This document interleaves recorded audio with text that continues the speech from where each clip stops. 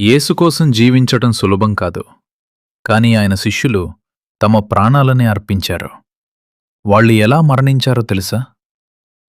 యేసుక్రీస్తు ప్రభువును అనుసరించిన శిష్యులు సత్యం కోసం, సువార్త కోసం తమ ప్రాణాలను అర్పించారు. పేతురు తలక్రిందుగా శిలువపై వేయబడి మరణించాడు. అంద్రెయ ఎక్సాకారపు శిలువపై వేయబడి మరణించాడు. యాకోబు ఖడ్గంతో తలను నరికి చంపబడ్డాడు. యోహాను ఎన్నో హింసలు ఎదుర్కొన్నాడు, కాని సహజ మరణం పొందాడు. ఫిలిప్పు శిలువ వేయబడి మరణించాడు. బర్తలోమై చర్మం తీసి తరువాత చంపబడ్డాడు. తోమా భారతదేశంలో సువార్త ప్రకటిస్తూ కత్తితో పొడిచి చంపబడ్డాడు. మత్తయి కత్తితో చంపబడ్డాడు. యాడ్డాడు. యాకోబు అల్పయి కుమారుడు, ఎత్తైన ప్రదేశం నుంచి తోసి తరువాత కొట్టి చంపబడ్డాడు. తద్దయి హింసించి చంపబడ్డాడు. సీమోను క్రూరంగా హింసించి చంపబడ్డాడు.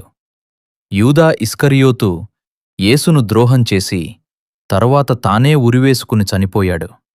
అతని స్థానంలో ఎన్నుకోబడిన మత్తయ్య సువార్త ప్రకటిస్తూ హింసించబడి చంపబడ్డాడు.